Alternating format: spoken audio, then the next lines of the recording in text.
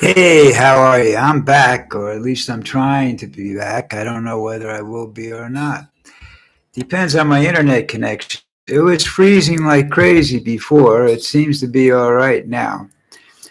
So what I plan on doing is, if this works, is to pick a night that I think some people will be around, and I'll publicize it, and we'll get to it. Sundays I write a blog. Today I wrote about me being old and what I've seen and what's going to happen. I'm 76 years old. I forget things sometimes. I'm typically aged. I don't think I'm as far gone as some people, and I don't know whether I'm not. I don't really know. As somebody will have to tell me someday. But the thing about my age is I've seen a lot. I've read a lot. I've watched a lot. I've learned a lot. And then I turn around and I look out the window or on a news channel, and I see this thing about, okay, we don't want these people to vote this way. We have to restrict the voting rights here. I don't like what he's doing. I'm going to go after Disney. I don't think that the abortion's a good thing. All these things that are part of the Constitution that we fought for. Not me personally. I didn't get involved in any of the wars. My fighting was done on the newspapers and verbally and whatnot, in the background supporting people. Uh, but this is a big problem, because the way I look at it, what these people want, people like DeSantis and Abbott, DeSantis in Florida and Abbott in Texas, and some other governors out there, they appear to be looking for an Orwellian state, where your freedoms are completely limited, and that if you're not part of the elite, you're part of the working class, and all you do is you get a cubicle and you go to work. So you watch television, you watch what we want you to watch. Uh, it's a good book. When I say Orwellian, I'm talking about what was stated in the book by Orwell's 1984, and I think it's necessary reading for everybody in this day and age. It's just a question of you. Uh, checking it out, seeing whether you can see similarities to things that are being done. Um, People point towards fascism more than they do this, and I'm not sure whether Orwellian state is a fascist state. I'd have to look down at a comparison again. I don't know whether I've ever seen one, but I have to try and find some sort of way of comparing the two to see. But it's and the other part of what I was saying this morning was that, and I've already mentioned it to two people, DeSantis and Abbott. It's not Trump you have to worry about anymore. It's all these other whack jobs that have come out that don't want democracy, and I don't understand. We don't really have democracy in this country. We're basically not. Well, we do and we don't. We're more of a capitalistic state, where money talks and bullshit walks kind of place. Socialism isn't the answer. An Orwellian state isn't the answer unless you want to be miserable, unless you want to have 850 million people miserable with you. Then it's a good thing. I personally prefer democracy, my freedom, to say, go where I want to, when I want to, say what I want, and whether you like it or not. It's just that's what I've done my whole life. It's gotten me in trouble sometimes. It's done me a world of good. I've pissed people off on a regular basis, and that's fine because I don't hold back. I'm not going to sit there and say, "Yeah, you're a cute little girl when you got an ugly face." You know what I mean? I probably won't say anything. That's the old adage: if you can't say something nice about somebody, don't say anything at all. You know, I don't say bad things about Trump other than he's stupid. I don't say bad things about DeSantis and Abbott other than I think they're egotistical, narcissistic dingbats. I use try to keep it clean in case cause it is, after all, it's a Sunday afternoon. Um, I have a nice system here. I wish I'm thinking about getting the technology to do podcasts. Uh, I can tell by watching this right now that we're not in. We're moving. We're going to go 6 floors down from where we are right now. Won't affect anything. Different internet. We're going to be doing a different internet provider. I'm not sure how that'll work out. Hopefully, it's supposed to be better than what I'm using right now. I'll have a different office. I have a little bit more room for my office. My workspace is a different story. Be a little smaller, but that's okay. I don't need a lot of room, you know. Um, I'm not sure when we're going to do it. It looks like this weekend coming up.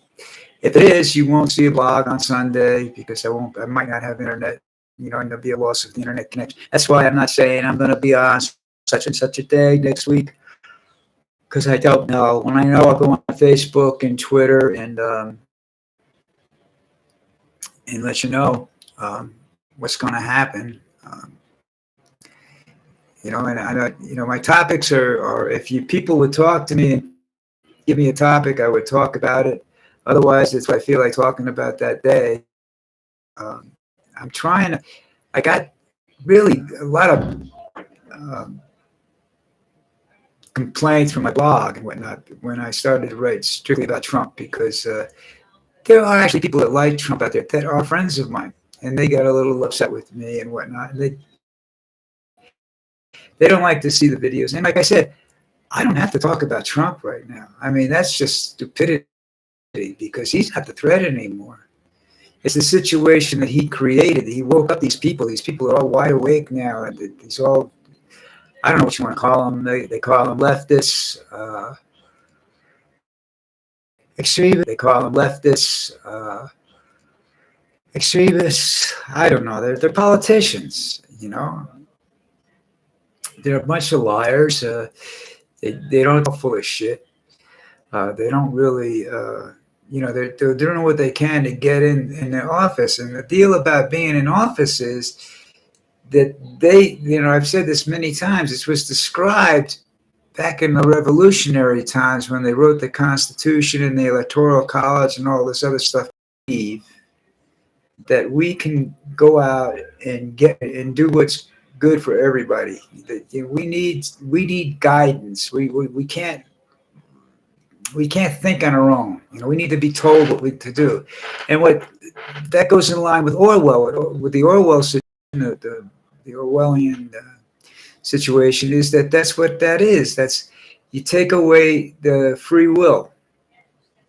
You take away the ability to think on your own. You know, I've watched the way they treat things and everything. TV, I think TV is one of the worst things in the world. I think it destroys the imagination.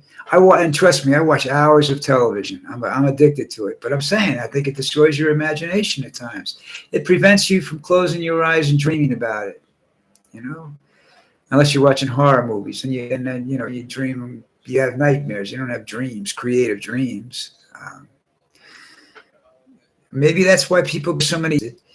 Uh, Down here, it's a different story. They find these people in some strange places. You know, it's not nice how they do this. You know, because there's no forensics is still in the dark ages down here. Uh, the way it's set up, if you're a serial killer, you can go out and you can kill somebody and never. You know, there's not a united police force. They have what they call the National Police Force. Uh, they're limited to certain areas. They don't travel the whole country. It doesn't. In the states are separate. The so-called states are areas, the regions. You have the second largest one in the country is contains. Uh,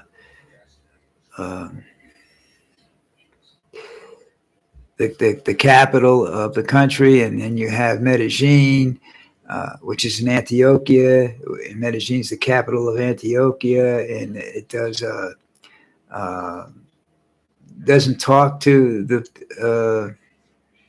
I've forgotten that. Wow, mental fart. I've forgotten that, and it goes back that they don't talk to each other. The states don't talk to each other. It's sort of like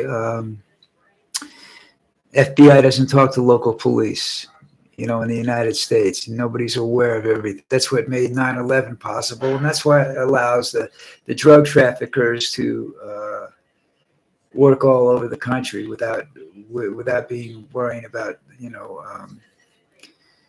a national tracking service checking them out. There are bounty hunters that go out. There are units, special military units that go out and hunt these people, and they cross the lines. But as in terms of actual production and sitting down and saying, what is this guy doing? How are they doing this? They don't share that kind of information. It's all about politics. And it's politics and money. American universities become a politician.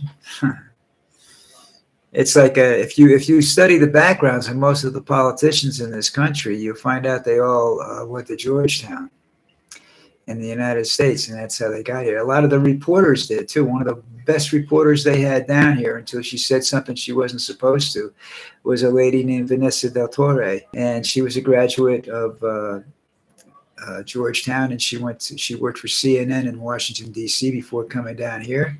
And then they cut her tits off. They wouldn't let her talk. She said something which I'm not really sure what it was. I never could find out. Sort of blocked that information from the internet. So I can't find it. I keep looking at it, trying to find out reasons for Del Torre firing, and I really can't. I'm sure I guess I just haven't scratched the surface enough. I'll probably find it if I really want, really get into it. But I have a lot of other things on my mind. I do art. Like I say, I do this artwork. I'm thinking about starting to write again because I'm becoming extremely bored, and my mind is starting. It's too much television to start to fry my mind. I need to read more, and I need to write something. Whether or not anybody cares about it, it's another story. If anybody ever reads it. I don't think I'll write a book again, a full-length novel. I think I'll stick to something like short stories or something like that. It's sort of short stories are like, lets my mind wander the way it is right now, going from topic to topic. At least I'm aware of that, Oh, I know the city I was thinking about. See, I told you I had that mind fart before. It's Bogota, the capital of Colombia. They don't talk to Medellin. They don't talk to Cali. Cali doesn't talk to anybody. It's a real. It's difficult to organize things in this country when you have corrupt politicians. I mean, you look at the news media. There's 5 families that control most of the media operations in the country.